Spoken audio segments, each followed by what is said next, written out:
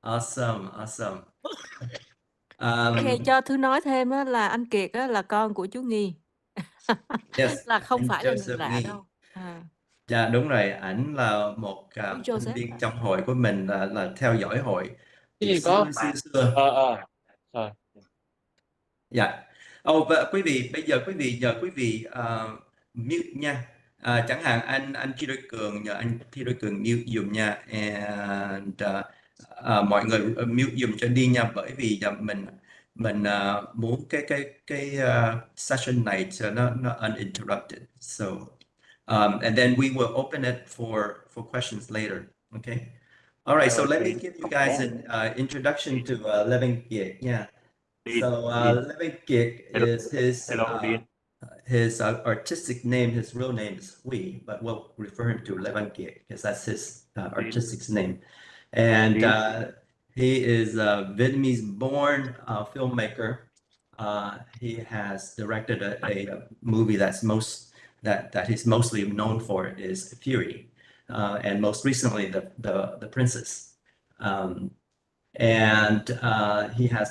he studied at UCLA and graduated from the School of Film and Television.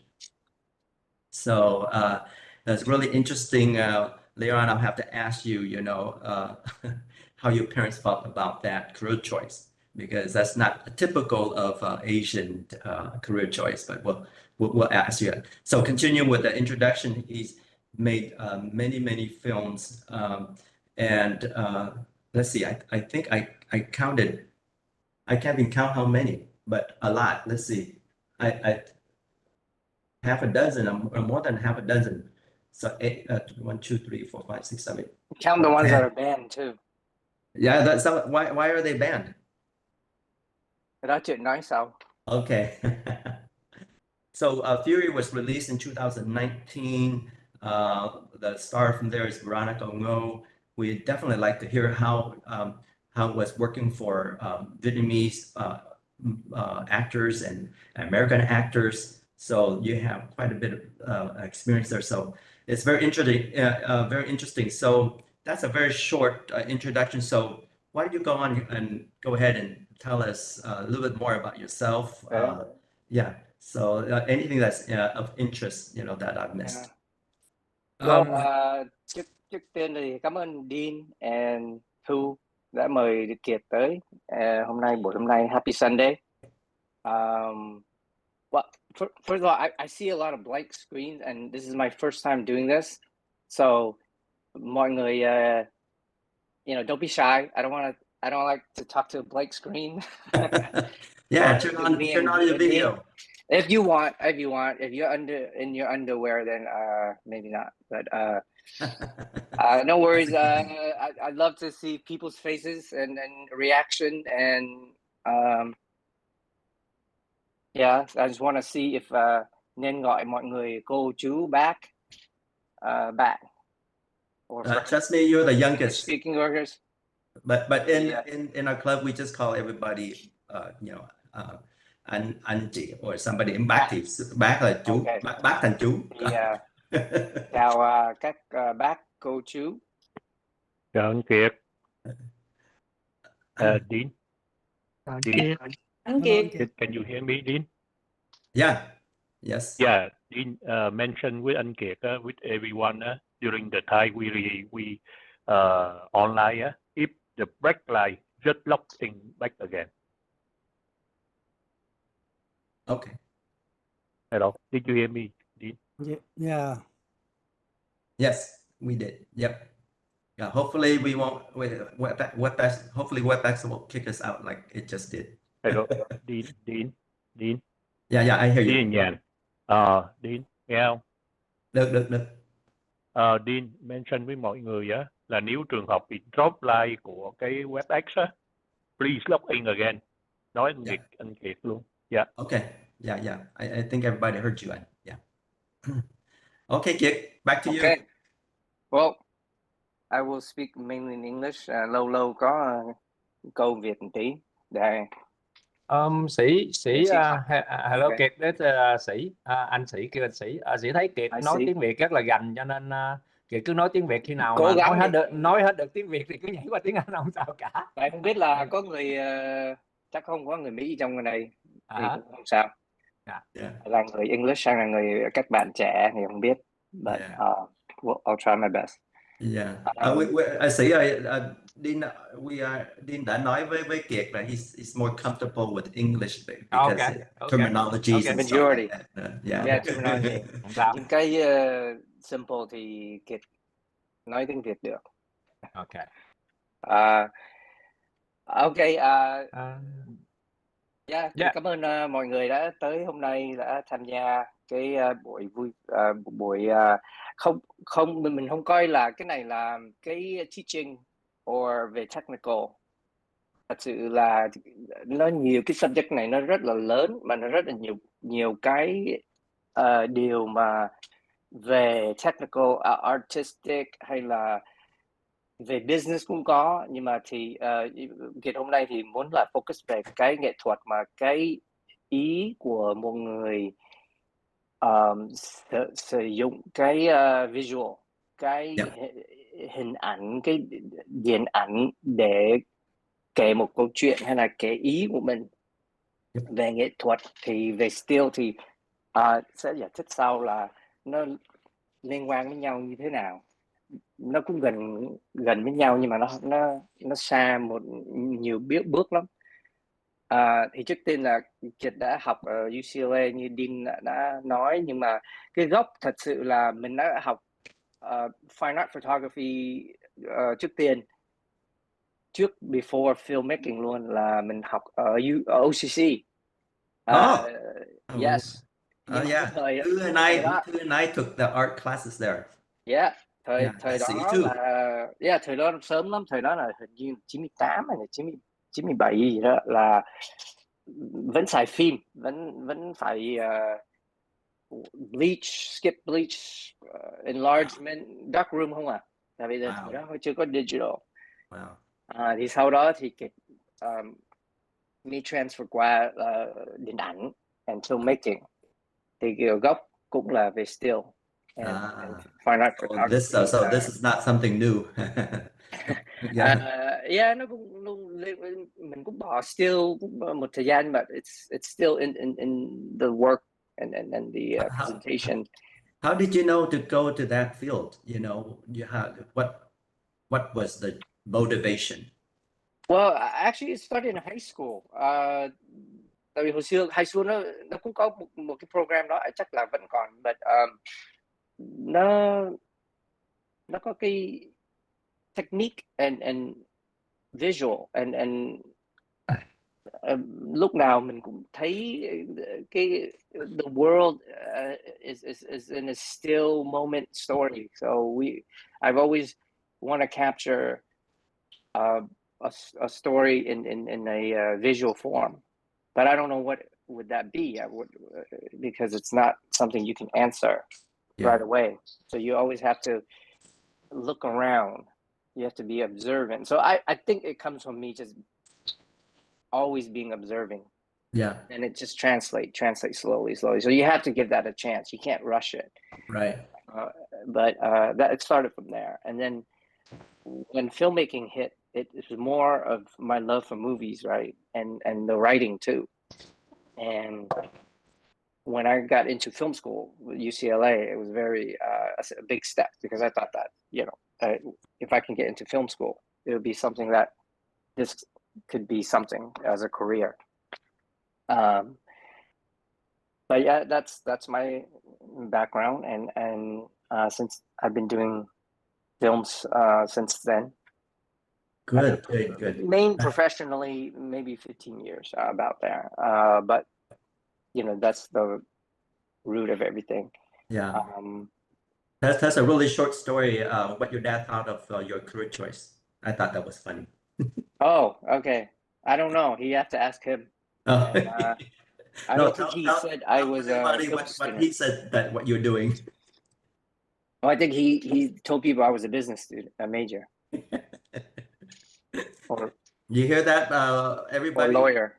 You hear that, everybody, when your kids want to go study visual arts. But I don't know what for everybody. This is not for everybody, but Right. if you want to be a director, if you want to be, it's not something that you need film school or you have to have it or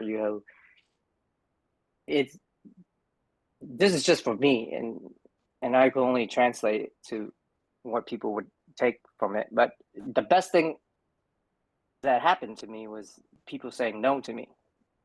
Oh, interesting. And that is something that you will find in this kind of career and line of work, is that it's sometimes a blessing if people say no. Oh, And you can't, and you shouldn't do it, you can't do it, it's not a wise idea. Because I don't think I met any filmmaker, the big ones too. I met some of the highest and the biggest filmmakers out there.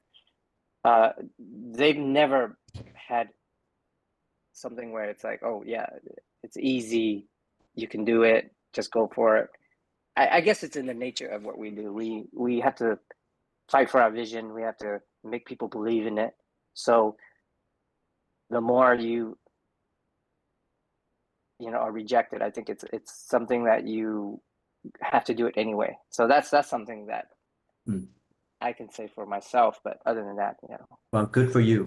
Good for you. And it sounds like you got a lot of films under your belt for that. So tell us about how you got your first break.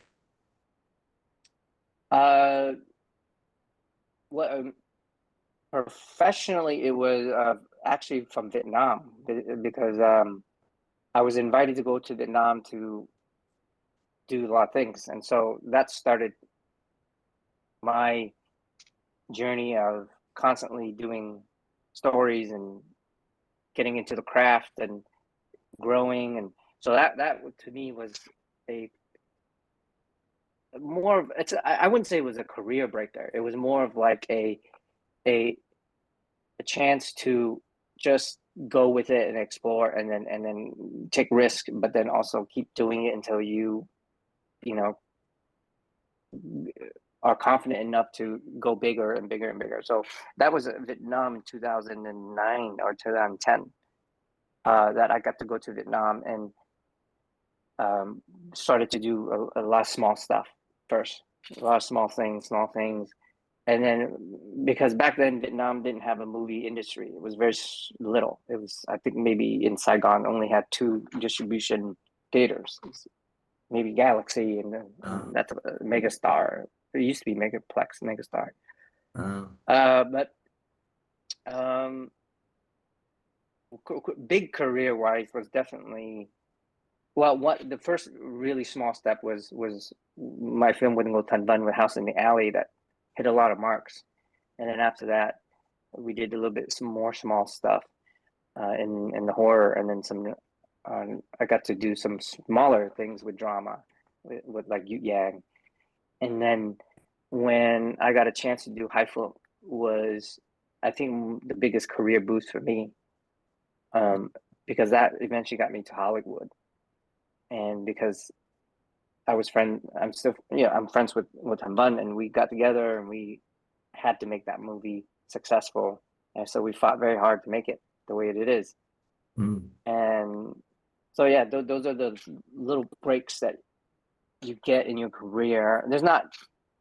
It's not overnight for sure, but those are steps that got me to this point. Great story. Yeah, so let's lead into cinematography. So there's a lot of differences and there's a lot of similarities too. So yeah, well, I'll go through a pretty thought out visual presentation, but I like to just go through my visuals and go through my presentation, and any questions that anybody have later on, feel free to ask that. Any technical things or personal things that how's the writing, or how's this. So we'll leave it that to the end, but I'll get into the pretty much the reason why we're here is how to tell a story through visuals, right? Right, exactly. And 1 second, I'm trying to share The desktop. Okay, here it is.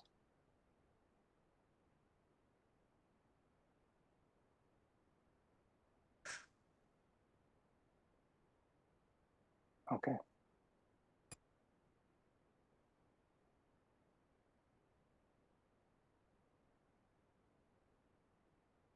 Is there a way for me to share the screen? Yeah, at the bottom, there's a share button. Right. And once you click that, then you choose the screen that you have. Do you have multi monitors? Well, it's pointing me to screen recording Screen. when I click on share. You should see on the left-hand side screen 1, 2. You have multiple monitors. No. Screen Kiet, 1, you 2. can when you hit the share button, there should Right. be a option to share the whole screen or screen one, or It just goes into privacy Let's see. oh, when I click the share button. Share content. share content. Yeah, Maybe it goes into screen recording share. Oh, are you Let me screen see. recording? No, I'm not screen recording. Oh, when you hit the share button, it should give you an option to say optimize for text and images and optimize for video. Make sure you choose the optimize for No, video. my when I click on share button, it goes to You're using the Mac, right? Yeah. yeah, Oh, that's So, fine. there's a step you have to do. yeah. Can I call you, FaceTime with you and let me see what's on your screen? Maybe it's easier to troubleshoot.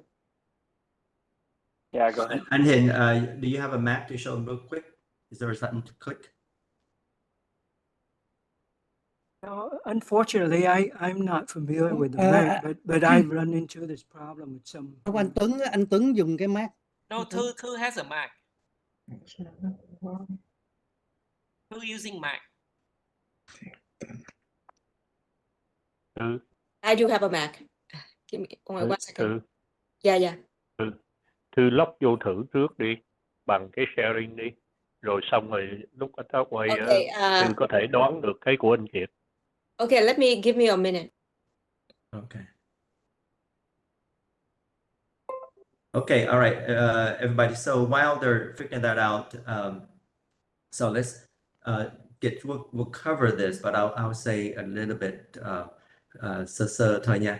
So in cinematography, it's like photography, but a rolling frame, like you shoot a lot of frames all at once. It's much more difficult than photography because photography is a split second in time, but in filming, you have to film you have to film one scene in one shot. So it's got to be right, otherwise you got to reshoot. So that's what happens a lot is they reshoot until they get it right. So it takes all day long, and also I don't want to give anything away because I spoke to Kit previously, but the set is very important too. It takes a long time to build the set, and it takes a lot of money. So you think photography is cheap, is expensive, filming is much more expensive. So they spend millions and millions of dollars to film a movie. And a lot of that money goes into the people. And so there could be in one day 100 people working on a set to film just maybe 40 minutes of what's going to be shown on the movie. So, but they work all day, all night, sometimes into the late night. And 100 people, not one person, two person, like when we go and shoot models and things like that. We set up, so one time I was involved in a setting up a set. So we just used a morning, we rearranged an entire house to set up a shoot. So And that was with a team of people, and it was already difficult. Just imagine how difficult it is to film, because you have people that take care of costume, people take care of makeup.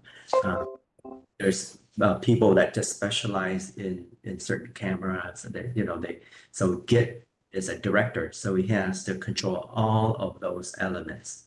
This is crazy, and how much he has to be able to know each individual component of movie making. And also the cinematography type of photography is quite different. So you will see that they shoot a lot over the shoulder. The one person over the shoulder and then the other person in the background. You see a lot of that type of shooting is to show relationship, especially when there's a conversation. And that's visually, that's a lot different. So there's, so we have to give our hats off to movie directors, that they have to know a lot of all these stuff that I'm just touching a little bit at the top that we maybe can relate to. And so it's really quite amazing what what they have to do and the amount of work that they have to put into it. So yeah, I want to give too much away. Get is the main speaker. But hey, Kiet, can you still hear? How's it going too? Yeah, he showed me his screen, but and then the WebEx application is checkmarked, but I don't see the option. Why it's still asking for it? Okay. Do you see that the WebEx application is turned on and checkmarked? No, He can For send permission? so you you got to go to the computer privacy, Yeah, we were there. and then you can check the Cisco WebEx meetings Uh-huh, too, yeah, and all that Okay. Okay, hold on. on the I need to screen do a little more. recording. Okay. Well, while they're figuring that out, guys, let me let's see. Let me share a couple of interesting images. Let's see, and so that we don't have silence. Let's see. I'm gonna share screen and share. Okay. Whoops. There, you guys saw my notes. All right, so let me put this over here. So Git has its own images, but I got some of these images off of the internet. So here's what I mean by, oops, oops, sorry. Here we go. So in this scene, you see how a lot of technique is shot over the shoulder. So here is a person in the foreground, and here is the main character. And notice the position of all these people to the side and to the back. So there's depth, there's depth in this image. So let's see if I can. Yeah, so there's depth in this image, and everything is all controlled. The lighting is very hard.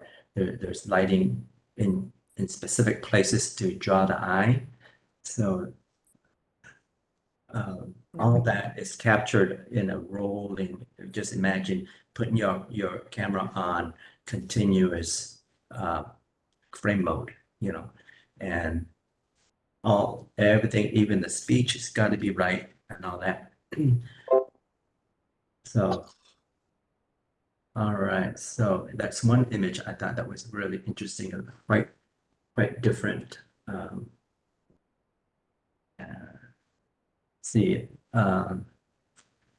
So you guys, here's another image. See, here's a person on the right side this time. You know, look at the costume here. Just very detailed oriented on all of these costumes. Nói đằng sau là cái camera đằng trước, camera đằng sau hả? What are you saying? Nó ông chỉ nói về cái deep view của I thought he said that there's a camera in the front over the shoulder and the camera in the back. There could be, yeah, we don't know. So let us know when we have all these questions. Yeah, we would definitely let us know. And here's another shot. See where the position of the people here, that triangle. Here's the guy right in between here. Light is on him as well. See, all these are very carefully placed. And so to tell the story. So we would focus on telling the story today. He's going to tell us how all that, you know, and how he's got all these images. There's also other images that I think, let's see. So it's almost like a portrait image.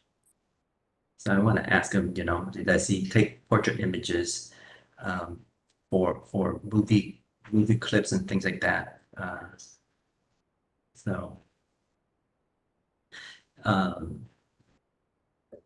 I kind of like this image. You gotta get really close down to the water, you know. And I don't know if they did this in the pool or what, you know. That's the shark scene. Yeah, that's a shark scene. Shark's about to eat them. No, I don't know. Yeah, so. Hey, Kiet, whenever you're back on, let us know, okay? I'll let you take over. Yeah, I got it ready. All right. Alrighty. Cool. Yeah, I just had to Restart the app. restart it. Yep, because I'm looking at your system preference, and in recording it's already checked. So there's a way. Yeah, Yeah. it's just to restart it. All right. All right, guys. Sometimes Sorry it's that for simple, little right? technical thing. All right, Kiet. So All right. where were you at, or you were about to share, right? So Yes. Let's see. I'm gonna do full screen. Oh, I guess this is the way. Can everyone see that? It's a blank screen. not yet. Oh, it's a blank screen. That's Yeah, strange. maybe wrong screen. Oh, my bad. Okay. How's this? Yeah. Is this? Nice. Yeah. good. Good. All right. Good. We got it going, guys. Okay. It's Sunday. We still have time. Yeah. Okay, so let's start over. Thank you everyone for joining in. I just want to focus this talk. It's very brief because I'm only focusing on the director's work and the director's vision. Everything else is you can ask me at the end because there's a lot of technical things. With film, there's the most important relationship is also the cinematographer, who we call the DOP or the DP, right? Director of photography. But he does still collaborate, and he works with the director to get that vision across, because it takes a village to make a movie. It's the saying that we say in the industry. There's not one person that can do everything, right? So on the director's side is where I'm going to focus today, and why we choose the image, and what to shoot, and the reason it has so many things in there that is either a statement or a connection to something. And that has to do with storytelling. And there's a relationship to fine art photography too. But in the end, you as a person who is controlling the image have to have a reason and a purpose. And in film and movie, it's very expensive to shoot one image, right? just to give you an idea of the production is, for example, this picture that you see is from The Princess. It's a wide shot of the family hall. That's all constructed. That's all from zero to this. This is a full set. Everything that you see we made, and we lit and everything like that. So every decision you make is very expensive, right? So you have to have a reason. You have to sell your vision. You have to sell your idea in every step of the way. And as a director, you have to be confident in the image that you are going to shoot, you are going to display, that it's going to do something, right? You can't just say because it looks good and I like it, and that's all you're going to say. You have to go through many explanations on why, for example, this image works for you personally, but also for the movie, and then for everything else, for everybody's concerns, right? Budget concerns, lighting concerns, character, costume, everybody, hair, makeup, everybody who wants to ask you about this image is going to come to you and say, why are we doing this? And you have to have a clear answer. So that's just a brief idea of the daily process of what a director does. And so the most core things that you can focus on is your image has to tell a story. And your story you have to own it. You have to believe in it. You have to fight for it. You have to do everything what it takes to own it. And that's the easiest and the best way to approach it. What we do is very similar to still photography, right? It's capturing frames. It's freezing a moment in time, and you want to say something. But fine art photography, like this image, says very many things. And there's a stillness to it, and there's an importance to it, shapes and framing and all that, and shadows and lights. And it's related to cinematography, but it's still imagery. It's fine art. You appreciate it in a gallery. You talk about it. You have debates about just this one image and what it says and what it does, right? But fine art photography is not connected to series of images and motion, right? And when you create a movie image, you can tell right away that it's going to lead to another sequence of images, and it's going to connect to a story, right? What this image is, she's going up the stairs. Before this image is she's walking very fast on a wide lens. And then so there's some motion to it, and there's a story that is connected. Whereas this is it's documentary mainly, this kind of photography, but there's not anything after this that you need, right? There's just a great moment in time. You freeze it.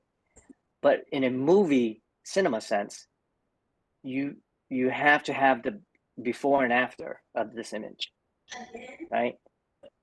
And that's very important to always consider. And in terms of cinematography versus still fine art. And then we go to the composition. And composition is a very deliberate and manufactured art as a photography in movies. You place the actors and you deliberately tell them why you're shooting it. Why is there this kind of composition?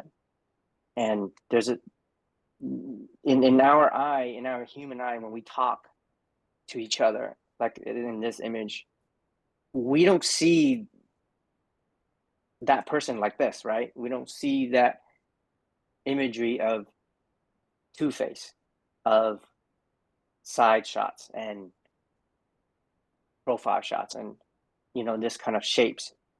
So that's what cinematography does.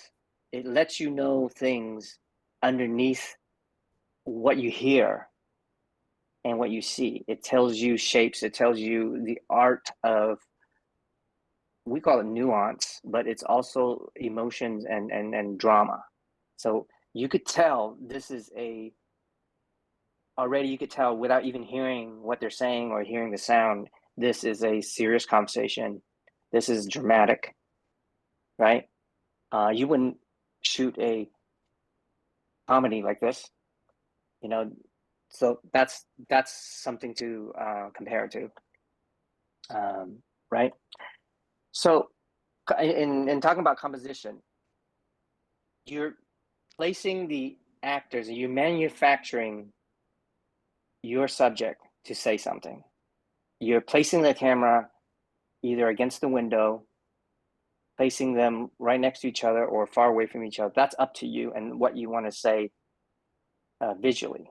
And composition has to do with feeling too. Everything actually has to do with feeling and emotion. And when you capture that image, it has to have some sort of emotion.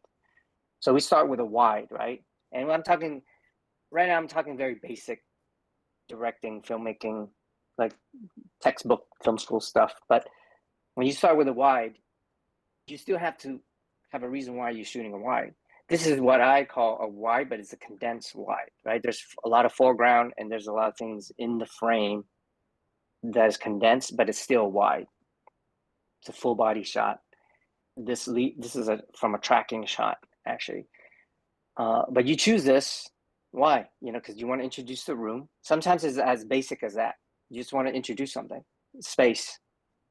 So you orient yourself. But you also, why would I shoot through a weaving machine? This is an ancient weaving machine that the art director got for me. It's because I want the feeling of intensity from her, because she's just came from something very stressful and she's finding peace in this room. But the room is not that peaceful because there's still trouble next door or around her. So you choose this kind of framing. You choose condense. Here, I chose wide, but nothing in the foreground, because I just want to see the loneliness that Hai Phượng was at her worst time in the movie. She has nowhere to go. She nowhere to turn to, right? She had one success and then one break after another, but then at this point, she's like, what do? I have nothing. So I choose this because I want to show the empty space, versus this is not empty space. It's still wide, right? But it's not empty. It's lots of things in the frame. Here, it's all empty because you want to show the loneliness. You don't want to show her that she has any choices and there's nothing around her, right? And I like the sign too. It said red lights, stop. Correct. Did Yes. you put it there? Yeah, for sure. It's a train stop, yes. Yeah. Yeah, those are all deliberate. And we can get into questions of prop or anything like that. But in the end, you have to write every shot, why you're doing it. And that's what makes your work constant and meaningful, but also it makes the movie better. Whereas if you just think that a shot just looks good and you just put a camera to it and then later on it's like, oh, because it just looks good, it doesn't fly or has legs, versus if you are very deliberate about everything. And you can be, because you know this is obviously, I wouldn't say easier, but because it's a lot of cost, but this is more in our control because we shot it in a set. Everything you see is a set piece. But here, you get lucky, or you go and you look for these places for the imagery. Here's another kind of wide, but this is a different kind of wide because it introduces, it's not really a space introduction, but it's more of what we call blocking, character blocking, actor blocking, where you orient yourself on where the actors are standing. Okay, you always have to have this kind of shot getting into every scene. Okay, because again, cinematography is what comes before and what comes after this image, right? And it all has to relate to each other. So this image, you orient the audience, the viewer, saying, oh, okay, the king stands there, and you know, the villain stands right in the, you know, the main one in the middle, the other one on the left, and the soldiers on the right. So you're orienting yourself. Oh, okay, I know where everybody's standing now. So when the next cut happens, like a close up, then you're not confused.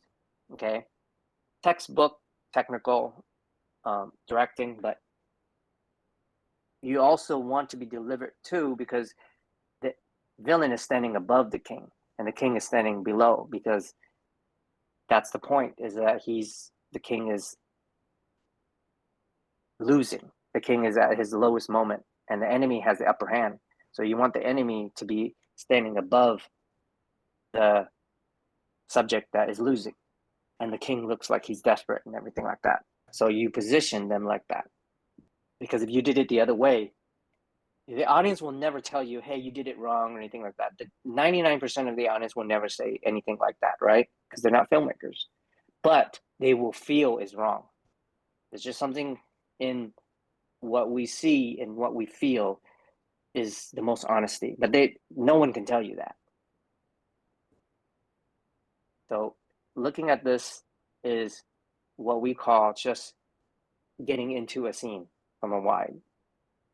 A medium wide does kind of the same thing, but it does something different, is that it shows more kind of condensed, more like claustrophobic. So you're putting all of these subject matters tightly together. We still call it a wide, but it's a medium wide. It still introduces character blocking, which is, again, very important. And then there's the medium, there's another kind of medium shot. This is a medium wide, and this is a medium prof or medium bust shot, what we call it.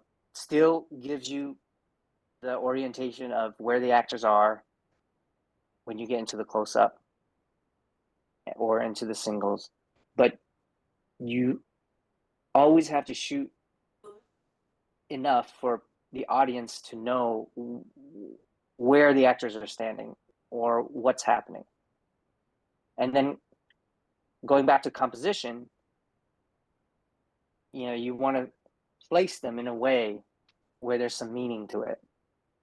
You know, here, this shot, Lotan Bun's character, she's the main point of this shot. That's why I put her in the right third. That's where your eyes are going, and there's that foreground of the little girl.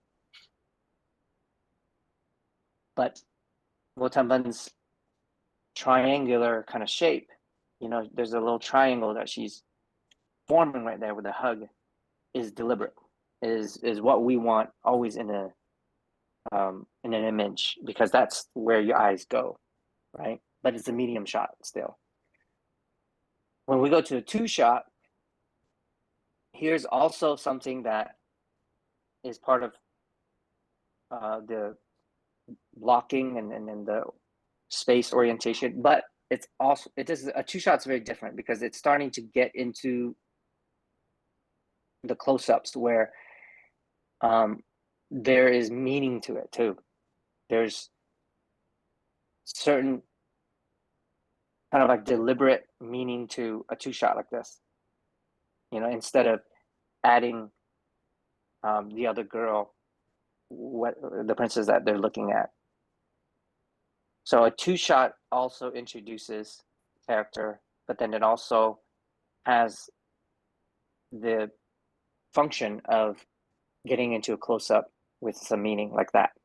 Okay, this is not considered a two shot, but it's considered a single but over the shoulder, which we use it to make the emotion more personal, because when you're looking at this image, you're kind of like this woman on the right. That's who you are, okay, in this image. And for you to see her shoulder, it's kind of like this man, this villain, is talking to you, kind of undertone. That's why we use over the shoulder, is because it's like you would never look at this in a movie and just say, oh yeah, I get it, he's talking to, yeah, it's very obvious he's talking to his other partner. But artistically, you putting yourself into her space with this over the shoulder. Kind of like the same here too. This is more of the composition is face to face, a battle is about to begin, but you want to feel the enemy too, which is in the foreground, that this is not going to be easy for our hero, right? And that there's this kind of placement that you are this, the villain facing with Ngô Thanh Vân, and Ngô Thanh Vân is not going to have a great time, but she might win because of this low kind of hero shot. We call this a hero shot.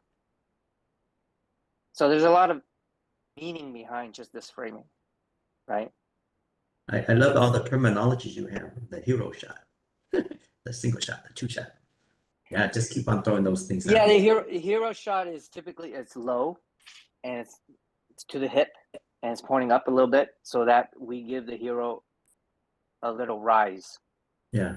But then if you put a foreground to it where the enemy is right there, there's a little meaning, there's second meaning to it, where yeah, she might be the hero, but then she still has to go through the battle. Kiet, anh Sĩ have a question on this one. When you set up the scene to shot like this, did you use only exactly this scene? I mean, exactly one camera facing this one, or you have multiple camera to capture different, like full length, or you just do, okay, I know that this shot you have to take this one only, and then. Well, in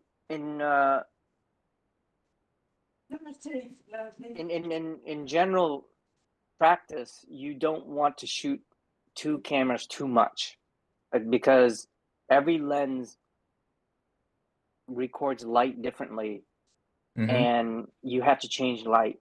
Okay. So I approach this film, I approach even more with high film, is that I shoot single camera mainly, but Okay.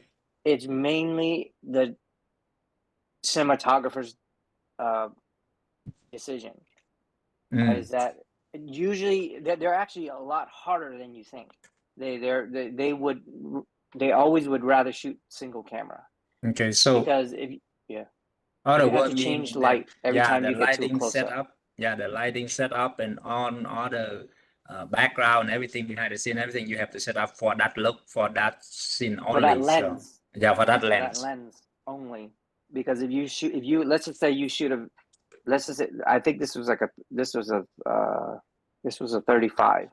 If you put in an 85 for her to shoot at two at the same time, it's her light is not gonna look great, because when you light for a wide shot, you not light, so that 85 is not going to record the great split of the shadow or the eye light that the 85 is going to have. So so it's not going to be a perfect image. Shooting single camera will always give you the best image. There's sometimes you should shoot two cameras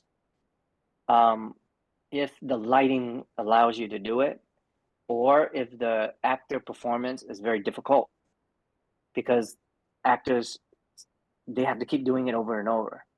And not everything, obviously. Sometimes they sometimes if it's easy, they don't care if they do it like 50 times. But if it's very hard, like crying or very over dramatic scenes, you want the option to choose but if the light is too difficult, then usually we don't do it. Oh, thanks. Good to know. Yeah. Every time you change a lens, every time you're shooting a lens, you have to light for that lens. That's the rule of thumb. Yeah. Thanks. And it's very difficult to light for two lenses.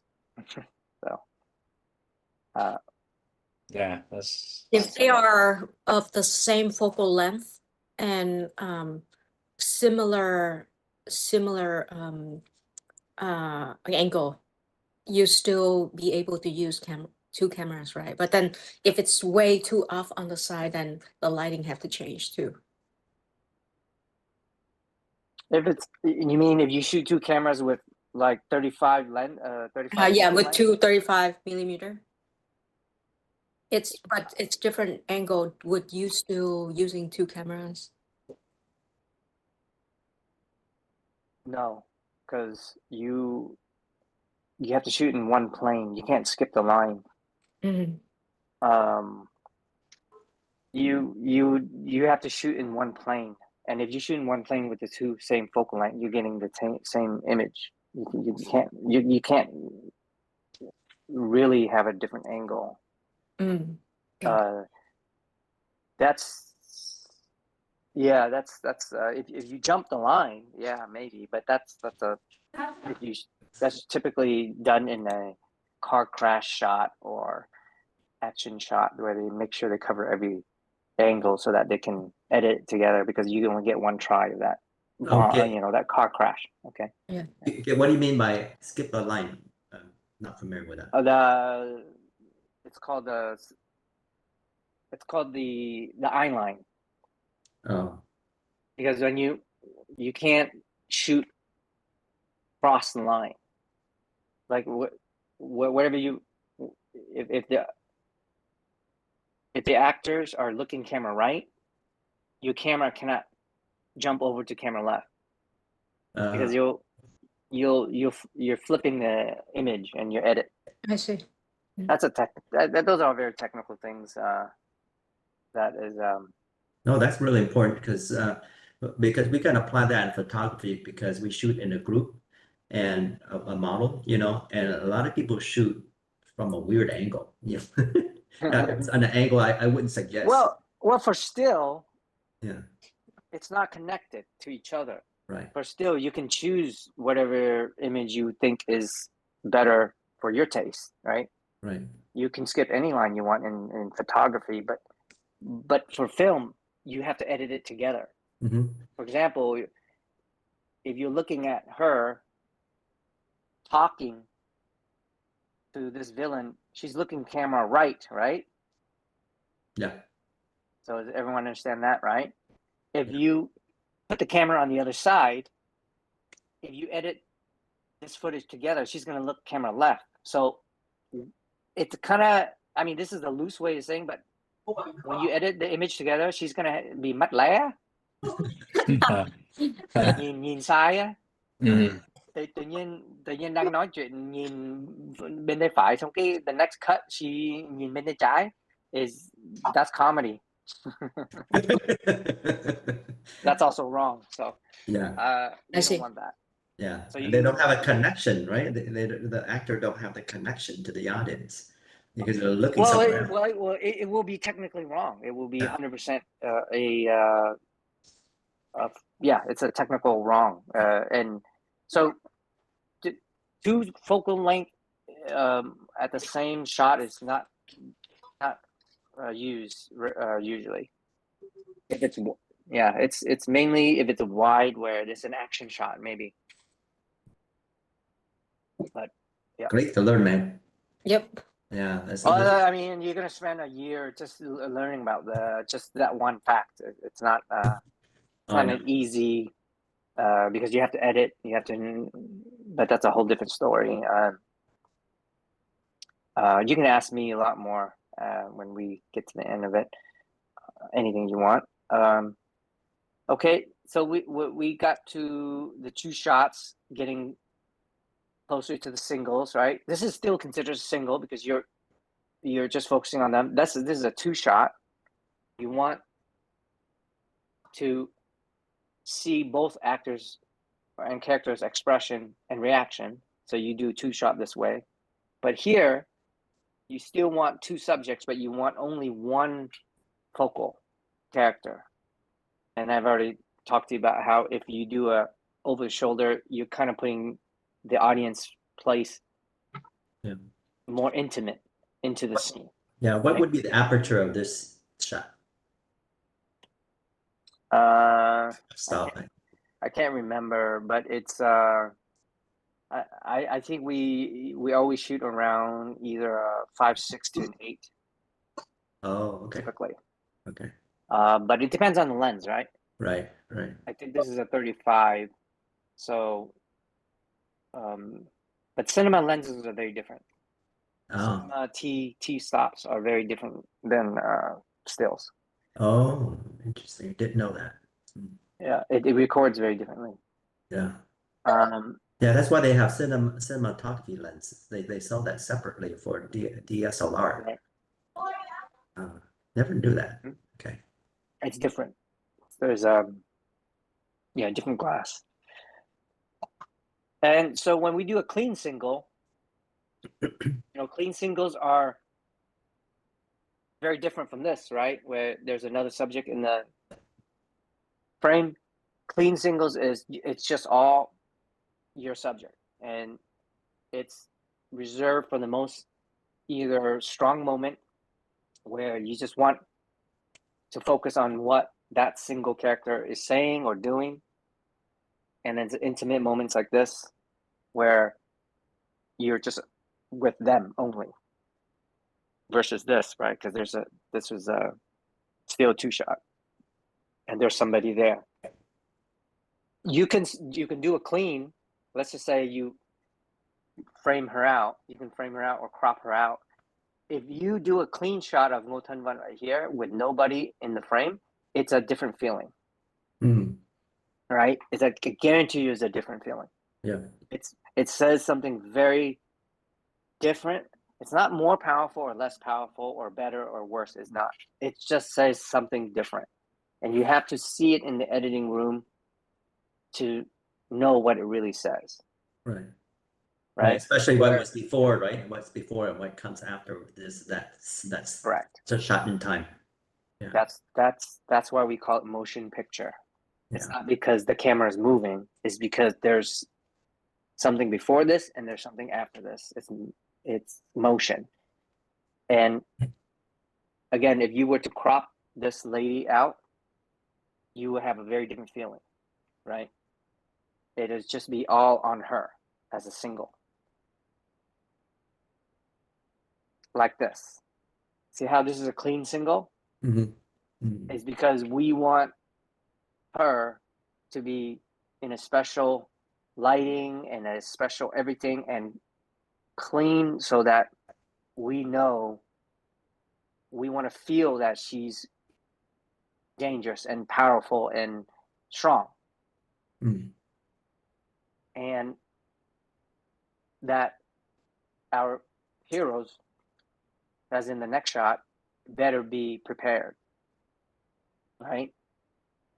So this, when you say clean, this is what we mean, is that it's a clean single. Sorry. There's another single like this, where this is not, it's low and it's shooting up, but it's not a hero shot, but this is more of an intimidation framing, and this is a clean single, right? We call it a clean single. You can say a clean close up like this. This is where you get close up, medium close up, medium close up. This will be more or less a medium to wide single. And those are all choices that you make after you are sure about your composition, and then you have a discussion on, okay, what's the reason for this, which is, okay, we want to isolate the villain to make him look strong. He's won this sequence. He's winning. He's in the throne right now. So he sits on the throne, and we want to make him look very strong and powerful. Then there's very unconventional angles, right? This is not your traditional just on the plane. Sometimes you want to disorient, make it experimental with the actor, with your audience, and you want to make it look like this because she's just coming from a bad dream. Her head is not safe, or she's disoriented. So I chose this frame because it's just totally out of the norm. And this, again, everything comes from feeling. If you feel something, then it's, and you can say what it is, then you're always going to be on the right path. It's not, there's no such thing as a right or wrong answer to these things, but you have to know what you're going for. And with action, it's a little brief of action. Action is a whole different kind of animal, but action, you want an angle that your subject shows some intensity and kind of like motion. And so within action framing, you know, when you go to rehearsing or anything like that, you want to see that this angle works because it gives you that kind of action feel, right? Wide lens, low. And this is the reason why we chose that. Okay. So in this section, if nobody has big questions or going back to any images, then I will jump over to tone and mood. Okay. When you talk to a cinematographer as a director, actually producer is the main person too. A director always has to say what the tone and mood will be. And we always use color palette. And this is what helps the whole team in the production know everything from choosing the right shirt to locations, right? To hair and makeup, to the coloring and the lighting, where to shoot, when to shoot. Okay, if I show this image to my cinematographer, he knows, okay, you want clouds. Obviously, you don't want blue skies. You want it shot in a small town like this. The art designer will know only these colors to choose. Okay, everything is planned according to tone and mood, and showing the color palette, and then showing samples of this kind of imagery. So for High Flip, this is what I wanted to start the movie in the countryside. This is the color palette. This is the colors. This is the feeling. This is everything I wanted to start High Flip with, right? And that's what we did. We chose every location, lighting and mood. We made sure her shirt, the direction of the sun, the time of day. This was done near sunset, low sun, and the location. So everything that we did was coming from just this one image.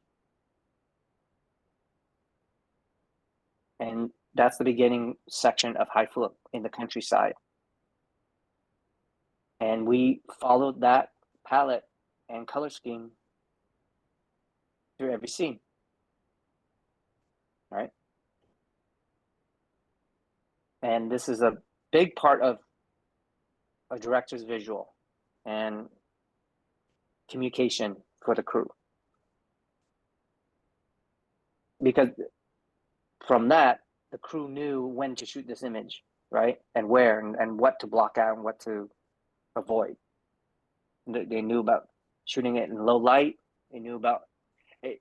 This is an on-location house, but the cinematographer knew to put like a very strong light from the window to make it look like it's late day. This was shot in the morning, but he had to make it look like it's late day. So he had to shine a light that makes it look like late day here, and make it yellow. So that's a deliberate thing that he had to do.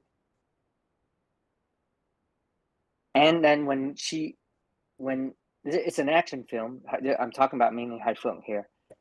We wanted an action feeling when she gets to Saigon and when she can meet the bad guys, right? So we chose this color palette. We went the kind of like the genre action. And this is something mainly that you tell your team that, okay, when it gets dark, or when we shoot at night, or when we shoot inside in the city, this is what we're going for. This kind of framing, this kind of color, mood and lighting and tone. That's what we call it. Mood and tone. And that all comes from just debating and expanding on a color palette like that. And then looking at films we like and genres that we like for the film, similar kind of films that we are going for. And that's what we did with high film. You see, we were very sure that at night we wanted that kind of feeling. And then this. And then when we got to the city, we kept it. See, the city, we kept it like that. And at night, we kept it like that. We wanted 2 color palette.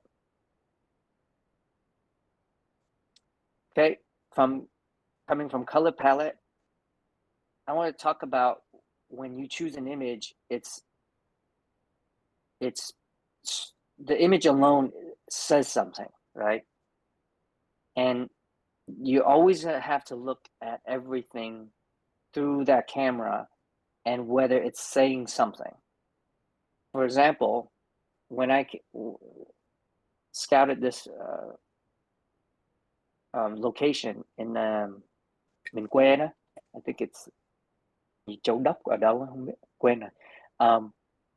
It had a tunnel. It looked like a tunnel of trees, and when you put it through a lens, obviously when you're standing there, it just looks like a very beautiful line of trees. But when you put it through a lens, it looks like a tunnel.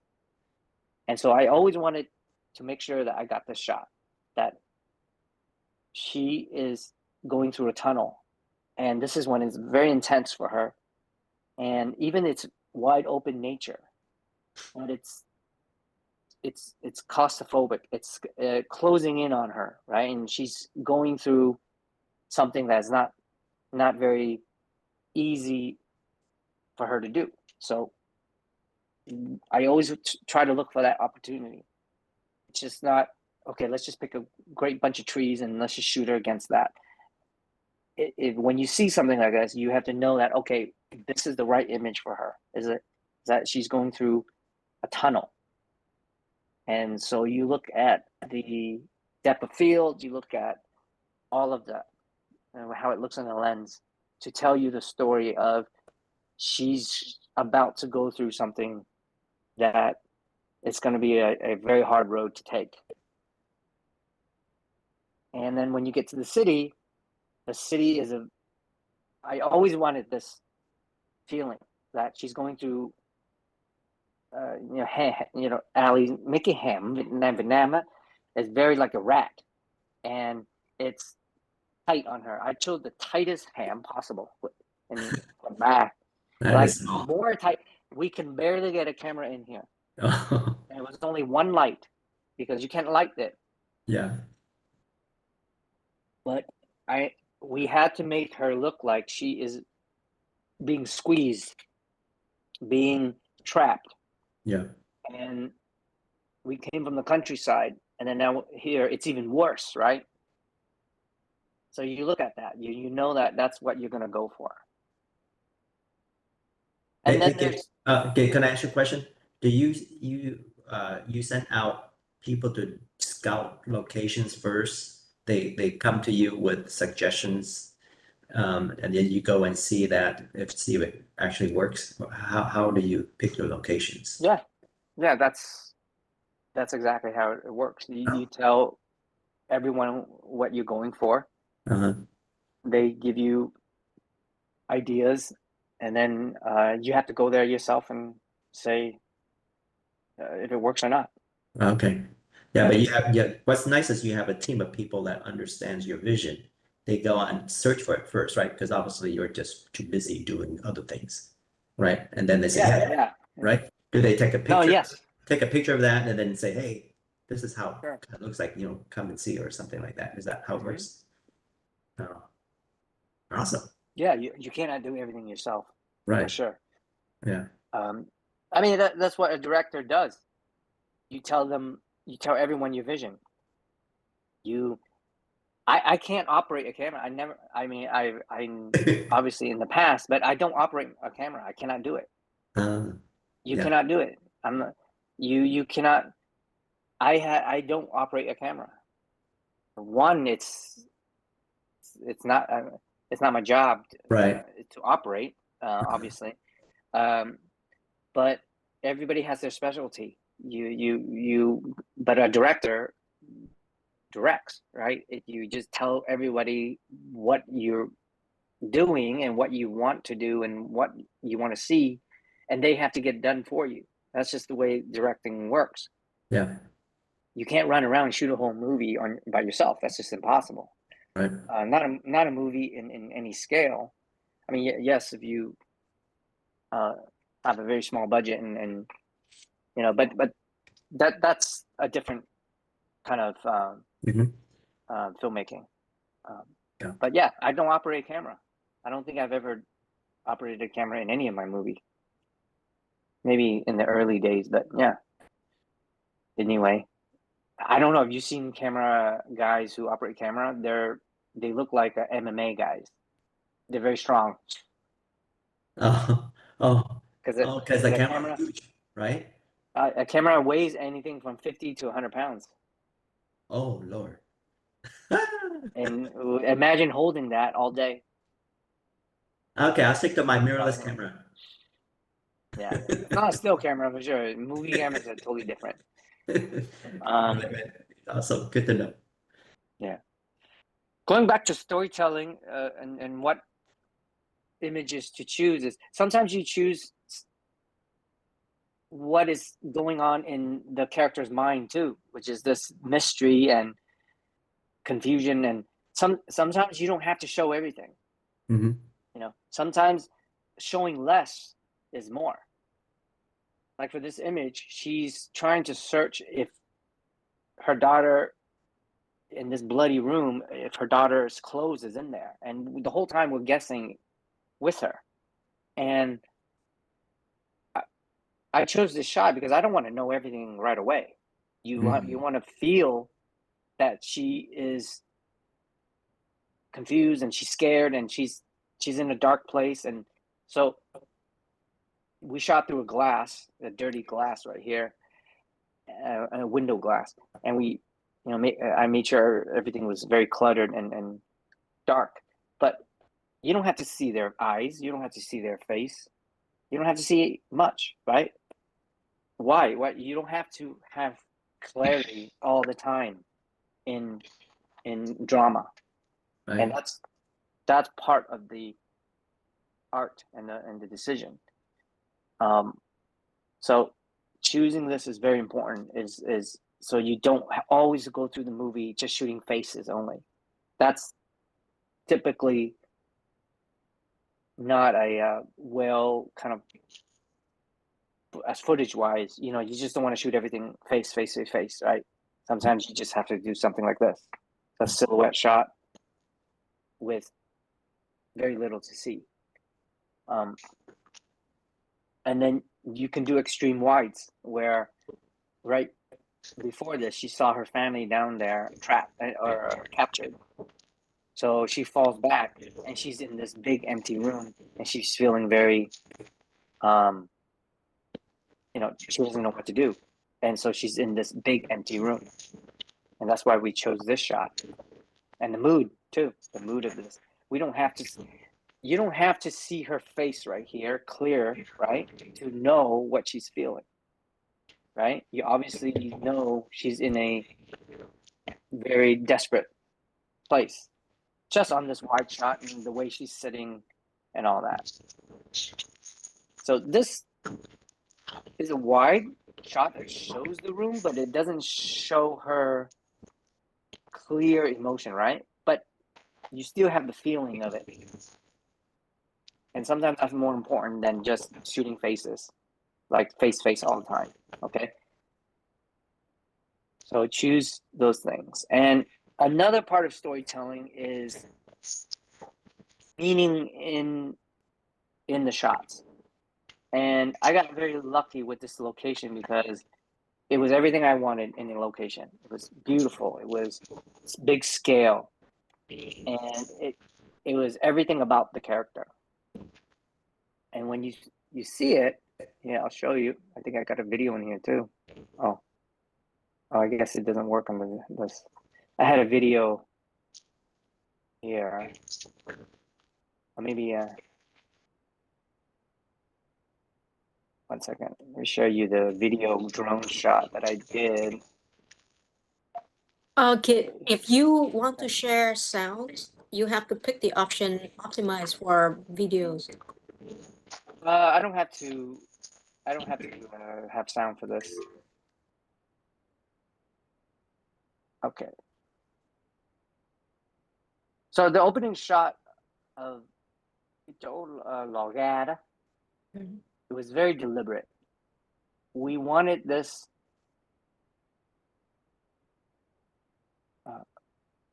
There's no sound on this side. It's okay. Mhm. You don't need sound for this. So we chose this shot for many reasons. That's actually not. I love that This is a shot. better. Yeah. This is a better video actually. This one is more what. That was the very first introduction, but this is the one that was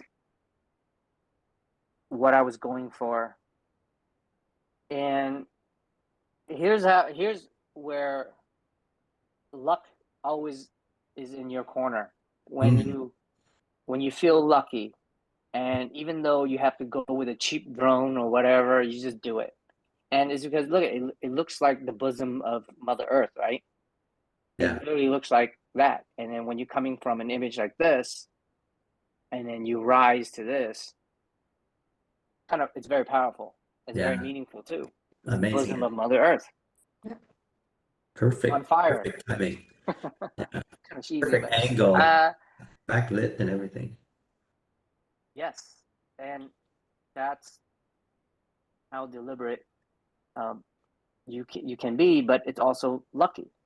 Did you tell them to make sure the furnace is on with the smoke coming out? Yes, I did. We made sure it was on. Yeah, we actually fired Every that detail. up.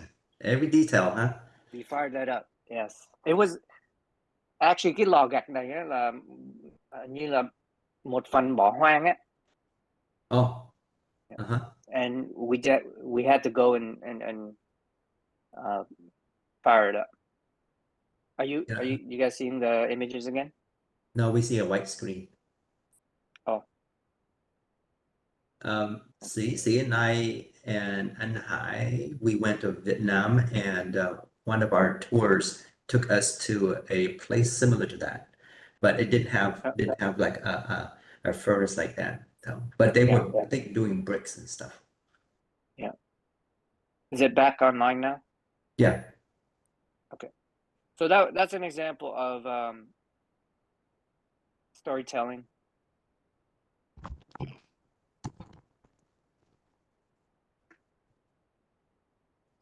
Close this. How to close that? Okay, there you go. Is that a real sword or is that plastic sword? It's not a real sword. Well, this one was designed by us and me and the art department, and we made it from scratch. This one is what we call the hero sword, which is the real. It's close to real, but it's not. Obviously, it's not steel, metal, or anything because you're not allowed to make real weapons. Oh. But yeah, just something like this is part of the story Yeah. too. You're putting together two images from her being a student here and now graduating to this sword. So if you've seen the movie, we edited together like this. You could see the progression of, oh, that's how she got the sword. So that's another part of telling a story with your visuals. Like, okay, here is like Mother Earth, like very symbolic and everything, but here's more exact. Okay, she starts from a student sword to that kind of sword. The final things I want to go to is when you choose images, it can be very deeply felt with character, because when you shoot an image, it should have some character depth to it. Everything from the playing with light, shadow, and here the smoke is a prop, obviously, but it adds all to your character image and what you want the audience to feel or understand about the character. Okay, and that's character. Even when you're going for this kind of image where he seems threatening, dangerous, and look at that. We made sure the long sword is all the way in the left third of the frame. It's because the sword is part of his character in this shot, is the danger that he's gonna show. So that's part of visually telling your audience what to feel in this shot. You know, the danger and the kind of like the power that he has over our heroes. Yeah, it's a great shot. So the framing, yeah, the composition and framing, and then and it has to say something about your character. Yeah.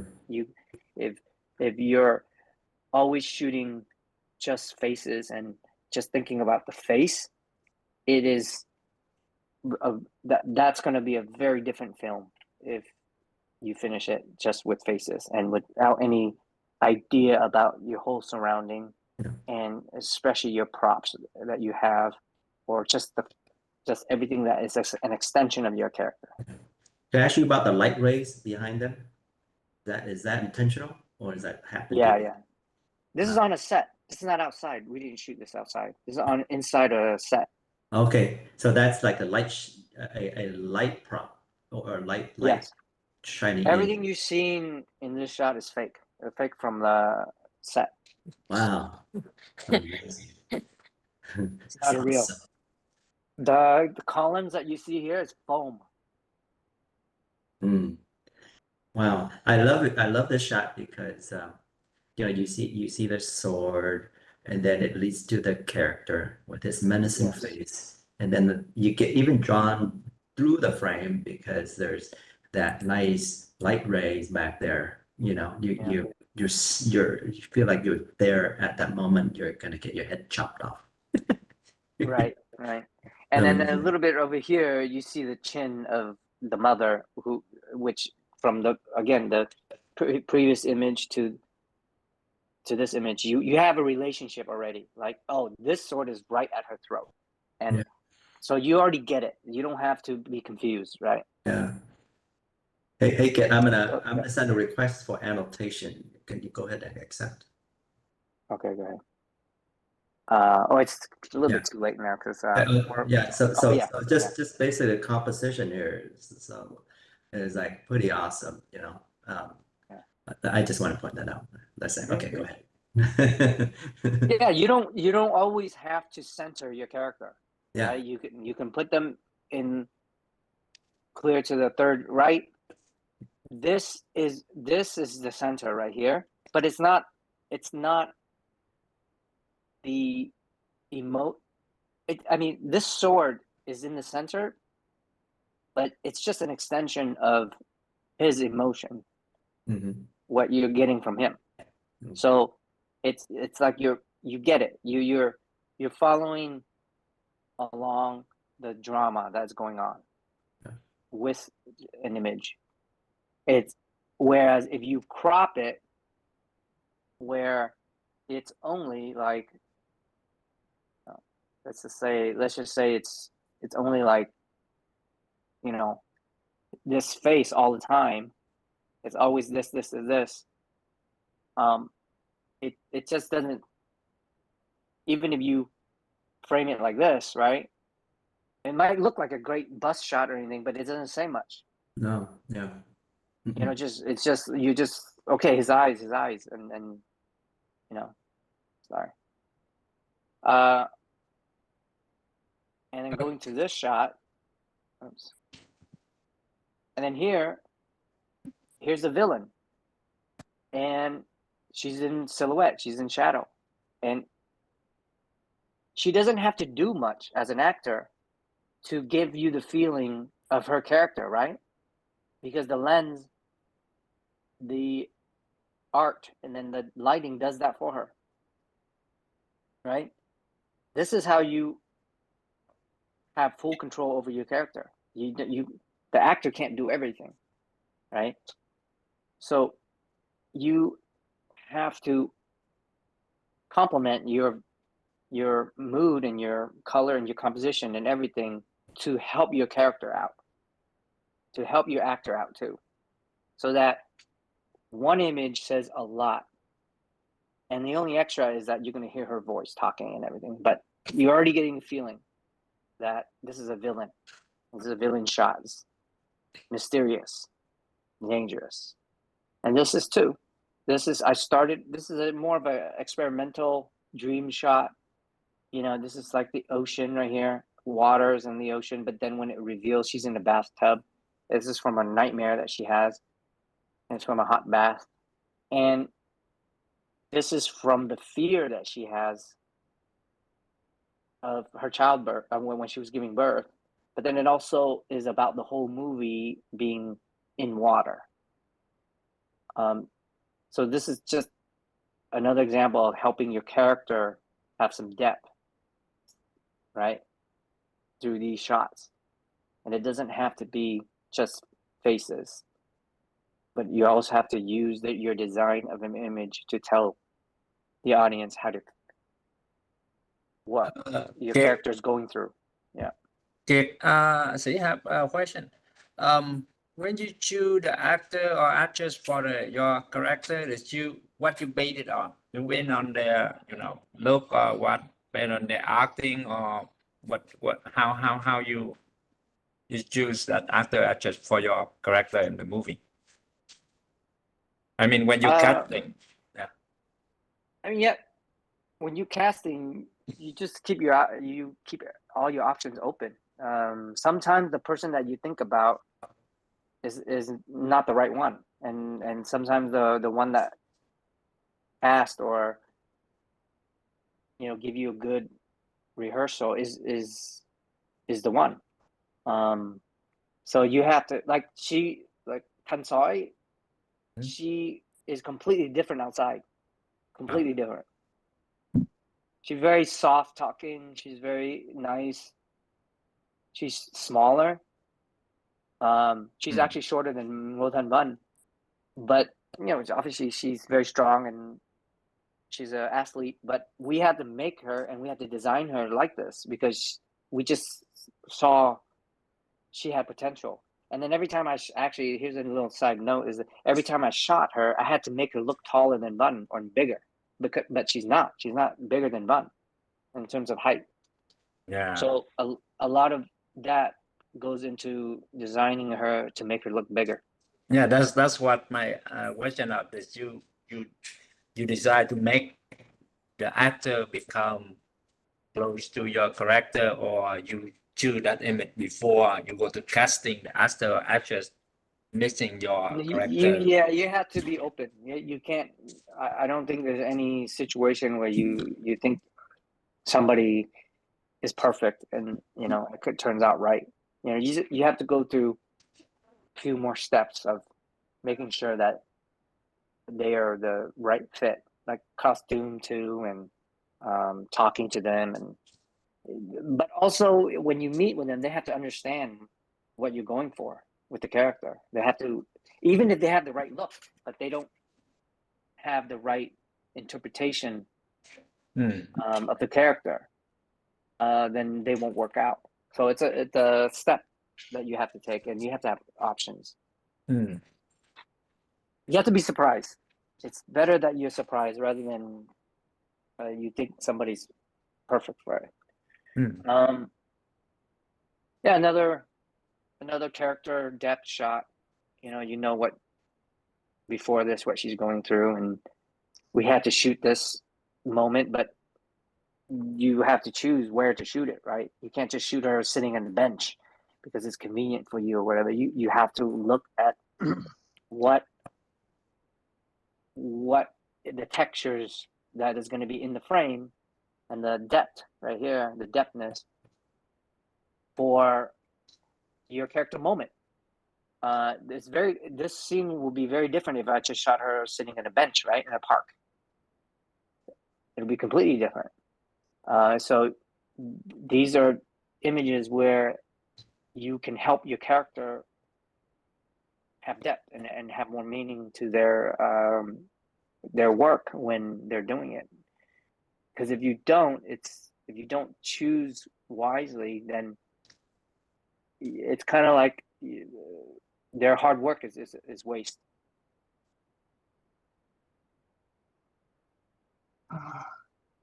Hi, Kiet. These two, yeah. Yeah, hi, Kiet. This is here. I have a question, and I have watched the high film. It's a good film, okay? And in that film, they have a lot of action, a lot of fighting in the market and something like that. And I'm always wondering, how did you set up the market? With a lot of people, a lot of stuff, and to make that film happen. And how many times you have to to shot that kind of scene? Okay, thank you. It's a good film. Thank you. The market and so just talking about the market fight only or the market scene, we just buy out the whole market. Yeah, mình quê là như là Châu Đốc. But we chose the smallest market. It looked big on camera, but it's the smallest market possible. So we just buy it out in the morning for a few hours. So what you buy out is basically you just have to pay all the vendors some money so that they don't sell, but you have your extra in there. And I think we spent about fully 5 days there with the action and the drama too. And we had to close down the whole market and control it ourselves for that scene. Wow, that's a lot of work. Yeah, it takes a village to make a movie. Yeah. It's a good film, and I suggest that everybody should watch that film. Yeah, it's free now. Yeah. Free to watch. Yeah. Yeah. So character, you get two feelings right here, and then you get that feeling. You want to choose always. See, this is a lot wider lens, right? To show the blade, to show her it's an action shot, but it's to show her fear and everything is better than if I were to have it close up and not show. See, if you crop it like this, it's very different, right? And where if you show the hand here, it shows the force and it shows the length. So that's something that you can always and then here is a very condensed lens. This is a long lens. I think this was like a 200 millimeter. So you show the compression, but then it's also like all of these trees are lined up, so they're in a in a intense moment with that compression, long focal length. Here's I just wanted to introduce him. This was his character introduction, and this is something part of character depth too. When you introduce a character, you always want to choose that image that it's like for him, he's supposed to be respected and he's an elder. So you want to show the grandness to his introduction. And so this was part of a wide shot showing character depth that is very different from like this, like a close-up or that.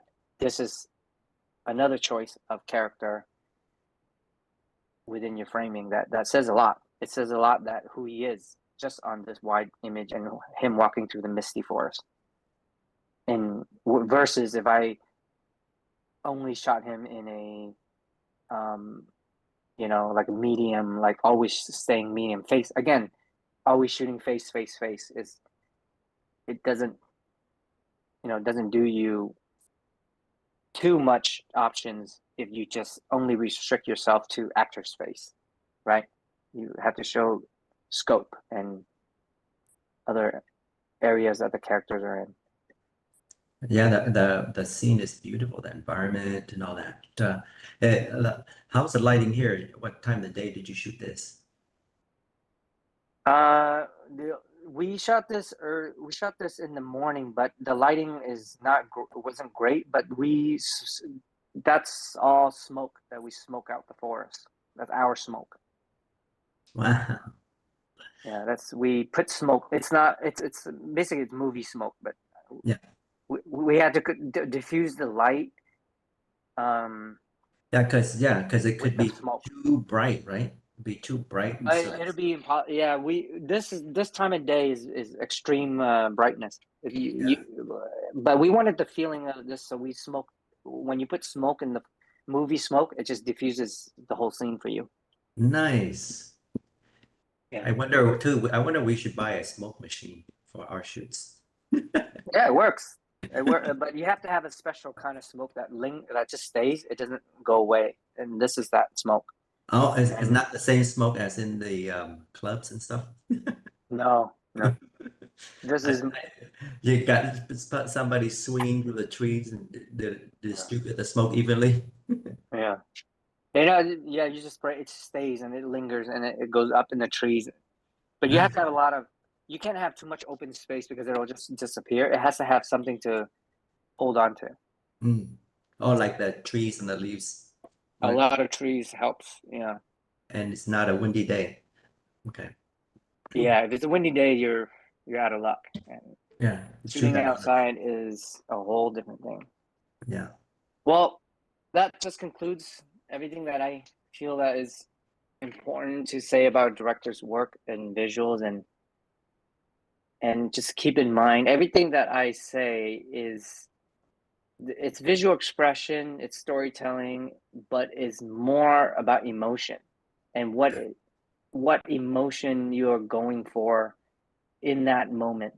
And so it goes back to stills too. But then if a lot of what I say is just only of one part of the work of cinematography, right? But to make it much more simpler, you can talk about composition, you can talk about lighting, you can talk about technical, all you want, focal length. That is not the first focus. The first focus is always what do you want a viewer to feel? Yeah. What's that feeling? And just talk about that and zero in on that, and then everything else you will answer later, like how what's the composition, what's the meaning, what's the lighting, all that comes later. The first thing you always have to focus, or you have to communicate, is what's the emotion you're going for.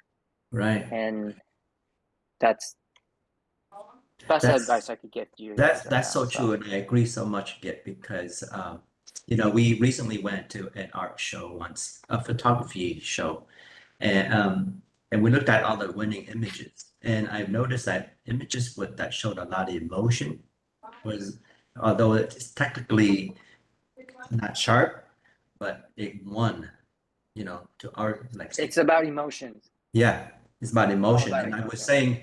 I was saying to the people who attended that, to audience outside of the Vietnamese community, emotion takes priority over technical. For example, this shot, if this was perfectly clear, it'll be very ugly. We deliberately blurred everything around them. Yeah. Maybe even more so. But okay, thank you for everyone for joining, and if you want to open it to questions, let me know. Great. I do have a lot of questions. I mean, today I learned a lot from you as well. The one I always remember you say that, you know, the scene is come, but you have to tell people like what it before and after that have to connect it. So Right. that'll make difference between the still photo and the motion. I have a question that's like as the director. So when you receive let's say someone say, hey, okay, we want to make a movie of this book or okay, that story. So what you start with? I mean, if you want to make a movie of like from the book or from some kind of story, so what you start with? How you start with? Like, Well, you start with writing it. You start writing the script, and and it has to be a proper scene by scene movie script. that is director job. You mean you have to do it or? Yeah, you know, if no one else is doing it, yeah, you have to do it. But Yeah. you can hire. I mean, you can collaborate with a writer to start it, but writer is different. Hmm. Yeah. But yes, writing is first step. So I have a question. So a lot of discussed recently with the AI. As the director, what do you think? Even the strike right now, the strike in Hollywood, like 3-4 months now. Yeah. What do you think of Well, AI in the future in photography? Well, for a director, we're not striking because I'm in the union too. But I mean, AI can't give you nuance. They can't give you, they only give you what it's taught from generalized learning, right? But they can't give you the soul of what you're going for. They can't tell what the nuance or just the meaning of your personal, touch or experience. So you can't really depend AI on directing for sure. In my opinion, you can't. I mean, you can direct maybe a Hallmark movie with AI, or a soap opera, but the future of AI is unknown for sure, and people will use it to try to do it, but even behind the use of it, you still have to have a human to tell it what to do, right? To teach it, to say, okay, well, you say this, but I'm going for this, and then it keeps repeating. Okay, I'll try it like this, and in this state, it kind of gets worse as you keep telling it to correct itself. In my opinion, in my experience, but it'll get better. But in the end, a human has to keep telling it what to do and where to go. So. Yeah, I want to add a little bit to the AI. So I worked with an author that's unrelated here, and he was wondering about how to use AI as well. So I think AI used for at this time, anyways, is to help clarify your image, or maybe give you some suggestions, or some motivation, or give you some ideas or things like that, but not to replace our creativity, because it doesn't have creativity. You gotta tell it each little nuance, like you're saying, if you wanted to tell it, so, and then you got to be good at describing what you want. You use the right terminologies. Otherwise, it doesn't understand, you know. Mhm. So my next question is, you have a movie that the Vietnam government refused to release. Is that because of the politics or because of something else? No, I think because of this was a long time ago.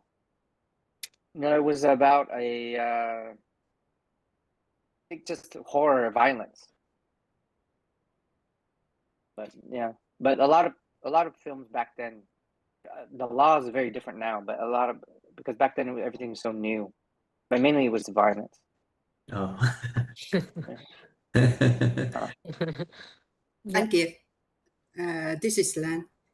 First, I would like to thank you for giving us opportunities to learn from cinematic photography and storyteller, because I can Thank see you. the connection between what we're doing right here in photography daily, like composition, storytelling, emotion.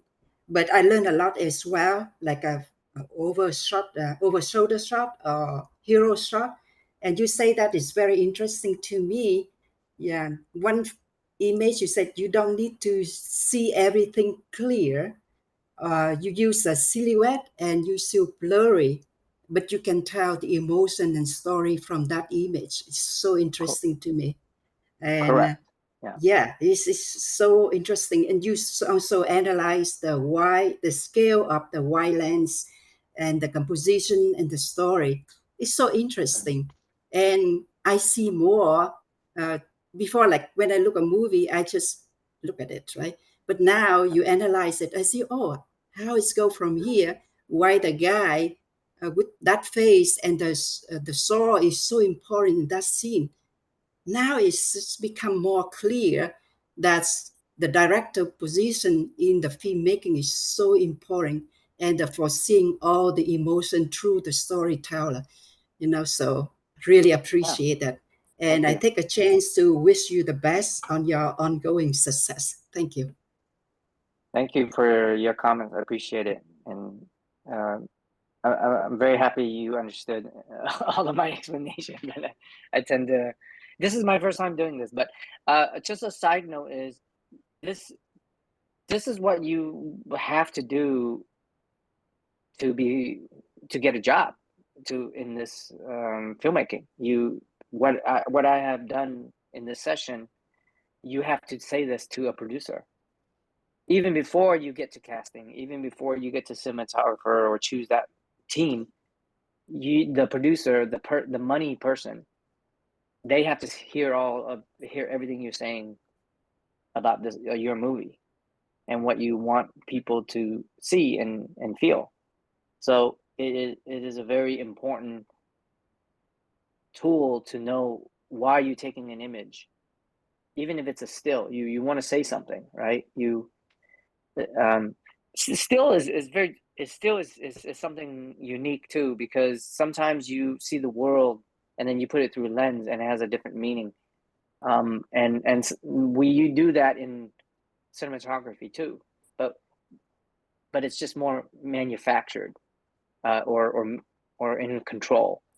But yes, the important thing is emotion is everything first, and because an audience like you, Miss Lan, who said that, she's a perfect example of an audience. Is that she's not going to tell you, she feels it, but she's not going to say, "Oh, I know why you made that blurry because you want to feel this." Is that she already felt it before she even knows how to say it. So that means you did something to an audience that is effective.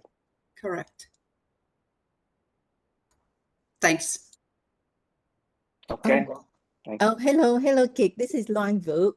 I have a question for you. When Yes. I watch a movie and I tend to stick around so I can see all the credits.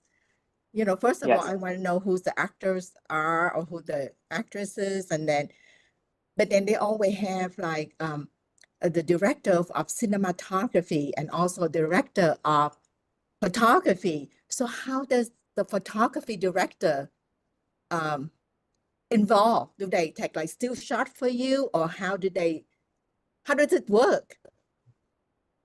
Well, cinematographer is the director of photography, so he's the closest one to the director for visuals, and he's the one that could to control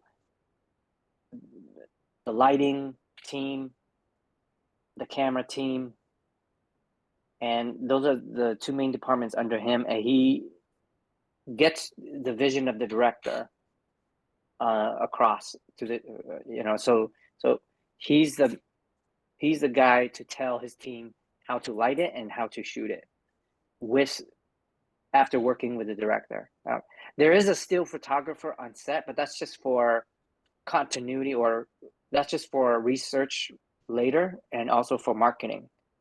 So that has nothing to do with the work of the director for the still photography. It's mainly for documentation, marketing, and then later, if we have to reshoot a scene, that we have references to look at. Yeah, but you see the two names are different. That's why I'm wondering why can it be like a one person? So what does the photography involve? But now through your lecture, I could see that why, okay, you need a wide shot for this, a single shot, the double shot, the medium.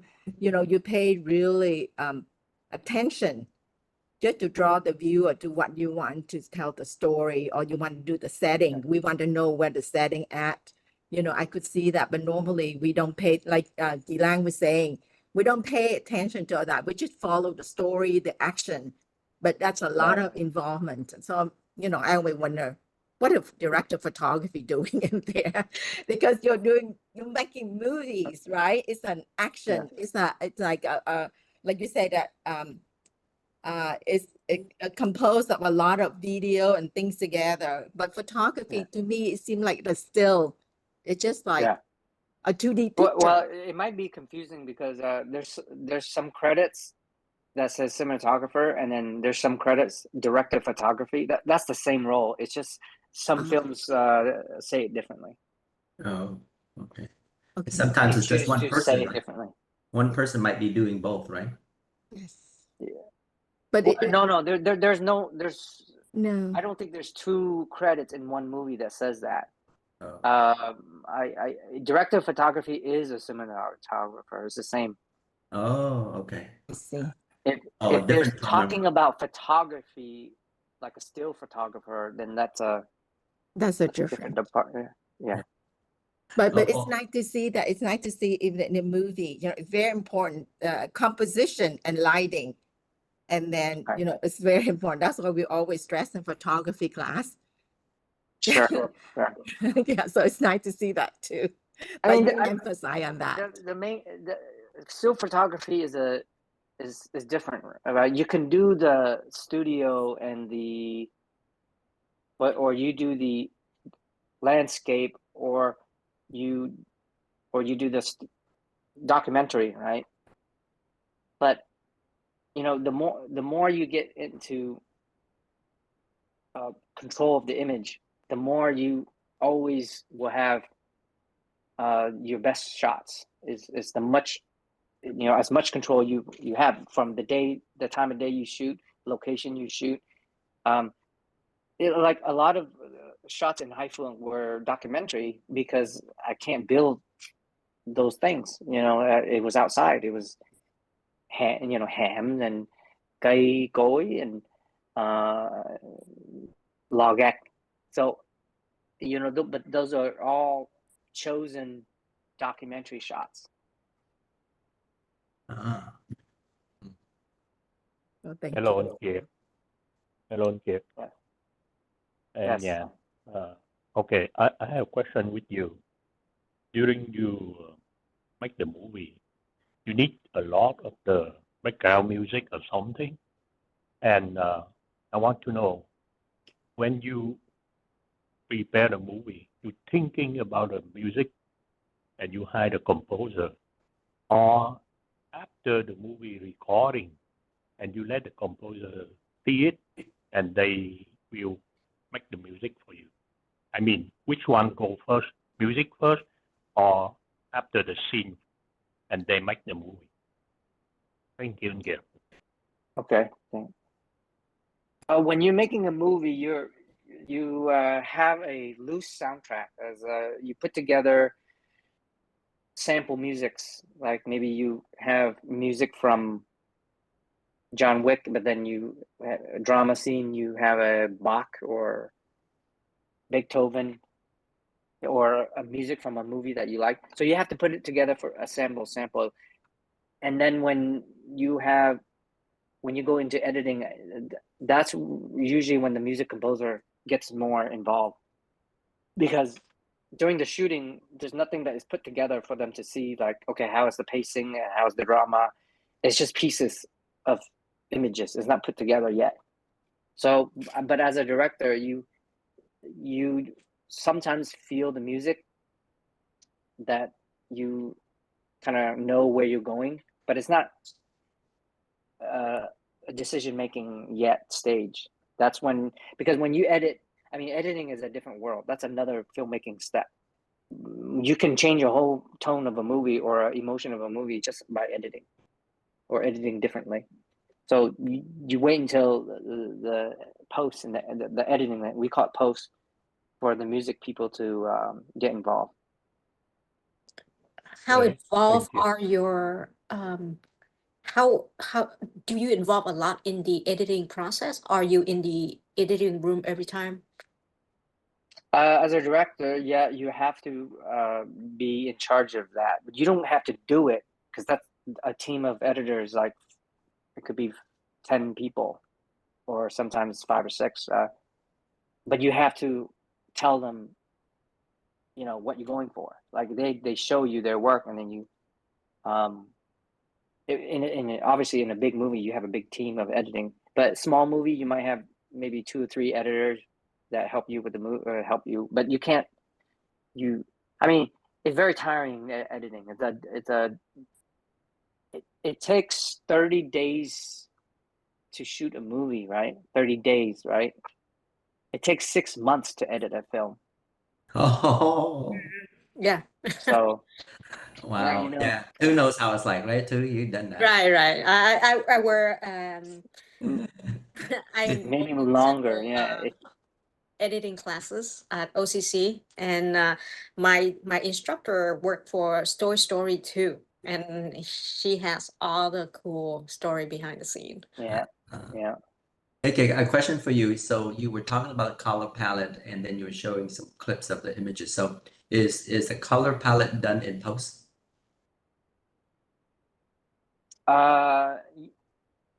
The final stage is yes, but you have to get you have to go for your color palette every shot as much as you can, and from the costume, because Uh, color palette has to do with costume a lot, and location, time of day, shooting, lighting. yeah. You have to do as much as you can when you're in production, as Oh, close to your color palette as possible. mm. And then when you go to the post, you do a little bit of a little bit of Grading. Yeah. grading Grading, yeah. and Grading. I noticed that. fine tuning. Yeah. Yes, you Yeah. do great, but you can't grade if you don't have the basic palette there. Right. Yeah, otherwise it'll be wrong. Yeah. You actually When you show them the shoot, color palette like you did. You say yeah, the scene yeah. needs. Oh, very You cool. show your whole team that. You say these are the colors to focus on. Don't go outside of this color. Yeah. Yeah. Yeah, and then But they in will keep it post, do there. they in post? How do they remember that? In the you They got they know notes? they know the You got a palette. Yeah, notes? they see. No, they're part of our team. Uh-oh. They know it from the beginning. Yeah. Oh. And Kiet, you have movie banned from the Vietnamese government because of the decrease of violation um, based on their rules, right? But now the movie industries have been changed. The Vietnamese situation has been changed a lot. Do you consider to resubmit, ask for their reconsideration? It's possible. It's very possible. But it was a very small movie, I think. And that's up to the producer, the owner, because I don't own it 100%, because it's movies are not owned by one person. It's investors and all that. So It's possible. Yeah, I think this is but if it's up to the investors because they have to go back and they have to redo everything and sometimes re-edit and but yeah, it's a possibility. Oh, I see. That's right. The investors, yeah. If they want to make more Thank you. money, then they resubmit it and redistribute Yeah. it, things like that. But you already got paid. I mean, yes and no. I mean, Oh. it was a small movie. It was it was during the time when it was very, you don't know what the cinema law was. I mean, they back then they banned your movie just because somebody was smoking, and I mean, who knows? And then now you can smoke, and so you just don't. Yeah, now it's different. Now it's a little bit better, and because they're more open. But yeah. And to continue Andine's question, I have a couple questions. You know, when you first start out as a director, like you take it out from film school. So how do you get funding? Because you know, money is very important. So how do you get the producer to cough up money for your project? So how do you do that? And wait, and the second question. Yeah. You know, I don't know how you feel, but to me, sometimes I feel like, oh, I'm not American actually, even though I live here for almost 50 years. But then, you know, when I go back to Vietnam, I don't feel like I'm Vietnamese either. So how do you face discrimination, you know, in Vietnam or in the United States? So that's two separate questions. The first is funding, the second one is discrimination. Maybe I answer the most easiest one is well, we're Viet American. Yeah, but you know, I always see myself Viet American. No, I don't see discrimination. It's up to the individual, but I think more or less they feel that you have something that they want to join and help, but it's different. Yes, because they're more emotional. They do things by emotion and rather than just straightforward business. Because here is very straightforward business. Like, okay, you do this, and let's get it done. But in Vietnam, when you work in a movie business, you have to be very close with them. Anh em với nhau, and you know, ăn uống với nhau, and thông cảm cho nhau, and so it's yeah. If you're okay with that, then they're okay with it. But then if you're too close with people, it could be bad too. Oh, So you don't want to just always go one way. You know, sometimes it's straightforward business too that they need to focus on. So, but I haven't had a terrible time. It's a great place, and starting your movie. I mean, it's it's a career that is not a career, right? If you say it that way, is because if you want to work in the film, you it's a business. It's an industry where you have to show what you can do. Right? You can't talk it. Even writing, you have to show them what you write, and then they have to read it. For a director, you know what I did is I did short film, and then I did writing, more writing, and then you show them that you can do both, and then it depends on the idea and depends on execution. And if you do it to the taste of some of the investors that are interested in making a movie, then they slowly give you some confidence. You know, start out with small movies, but today's the best way to be in the business is you just make a short movie and show people, and they see what you can do. They see you can you know how to composite a shot, you know how to color a shot, you know how to direct actors, you know how to shoot it. They see all that in one clip, you know, and that's the most effective way. So how do you show people your short clips? Do you have like competitions, like you enter your work in different, competition, small movies, or how do you do that? Like the Oscar submissions, or like Yeah, the but well, Newport back Beach back Film then we only had Festival. back then it was festival, and Uh-huh. you give them to agents too. You go to festival, you give them to agents if you want an agent.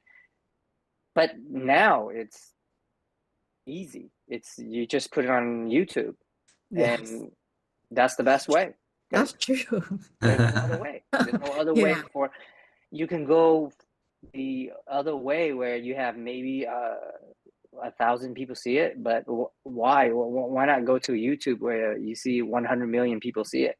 yeah, that's true. So Yeah, man. That's right. YouTube Why not? Right? YouTube is the only Yeah, way. YouTube, TikTok.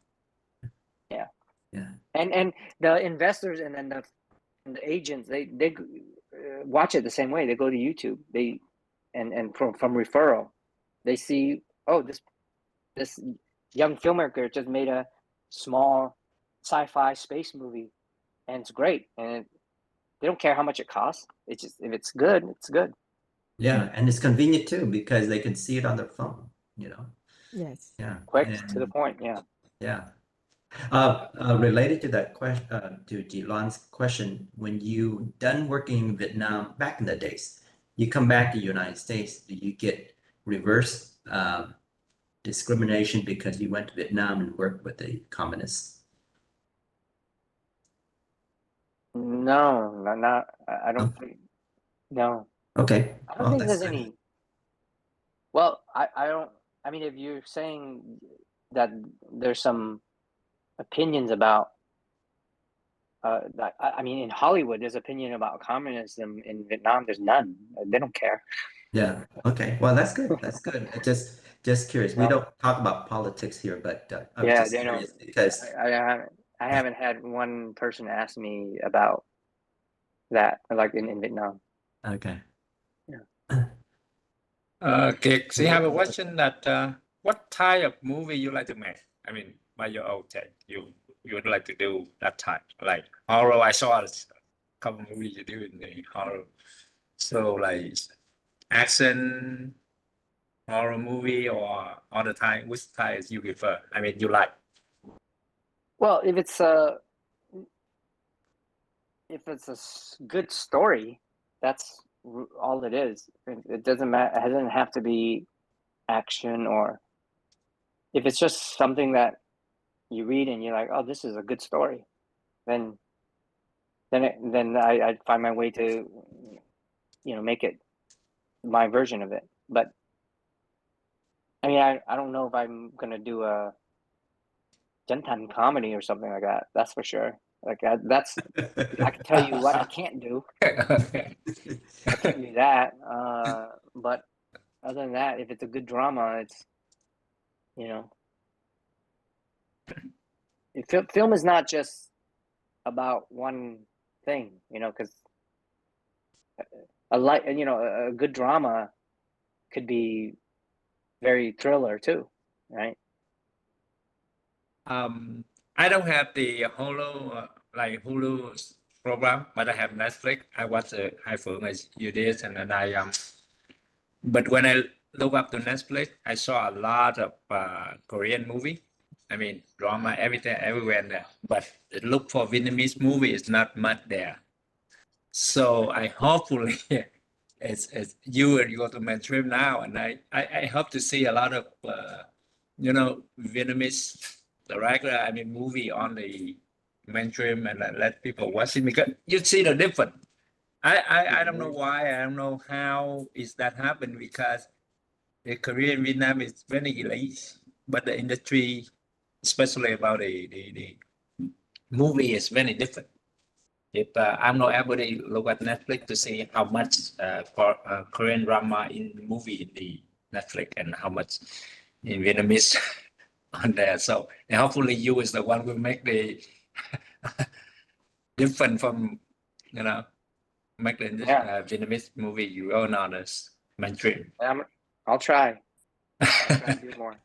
Yeah, and say I watch High Film on Netflix, I think. Yeah, I did actually tell the truth is after to say that you're going to invite you to the our club everything, so I try to look it up on the the background of you and history and what you make and then everything, and then I watch some movie too.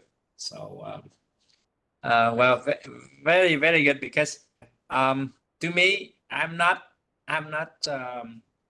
discrimination anything, but when I watching the Vietnamese drama, I feel like compared to Korean, I feel like the actor. I'm not talking about technical anything how the film make, but the actor and the actress when the conversation and everything, I don't see the natural. I don't know the big difference. I don't know that's because the actress or the actor they not. I mean, somehow what can I say? And not kind of like get into the movie. I mean, get into their character or not. But the sound, like you say, some drama, right? You have the sound like very romantic, anything. But when I listen to the conversation, I feel just shut me out, and I don't feel it. As compared to Korean movie, I mean the actors, Korean actors and everything. I don't know that's true or not, but I feel like that. I watch a couple of them and then I have to switch. I don't know if that changes now or they get better. Yes, but it's still. So hopefully, I want to see it too. A lot of Vietnamese movie on web stream. All right, guys, I think it's at 12:42. One last question, Kiet. So what is your Okay, next project? What is your next project? And if you can let us know a little bit about that. Well, because of the strike, it's been slowed down for decision making because the two big union is the driving of the content as actors and writers. So the things that I've been involved with are still going, but they have to wait until the strike is over. So I have two action movies in the space of very similar to a female, again a female, but John Wick, that with Thunder Road. Maybe that'll start, but who knows what will happen afterwards? Like the strike. okay. But the directors were allowed to talk about and take meetings and The black one. take meetings with producers and everything. But it's very hard for us because we can't decide to cast or change scripts or anything like that because of the two strikes going on. So hopefully those two will happen. If I can't say too much details into it now because things can change and it'll be like, oh, that's completely different. And then Vietnam is still something that I've been wanting to do, to come back to, because I haven't made a film there for over 4 years, I think. So that's something that I'm looking to do if I know that the next Hollywood movie is more delayed, then I would go back to Vietnam to make a shorter time frame of a movie. Yeah. Awesome. Yeah. Well, thank you, Kiet, for your time being here and showing us the behind the scene directing and giving us those little nuances. All right. And we really appreciate it. We learned a lot and we have a lot of insight. And for our entire club, we wish you well and we wish you success in your future projects. So Thank you very much. thank you Thank so you. much. Thank you very much. Thank you. Thank you. We have a you, lot everyone. of fun today. Yeah, Yeah. thank you. We learned a Learn a lot. lot. you. Happy Sunday. Thank you. All right. Bye-bye. Bye bye. Bye. Bravo.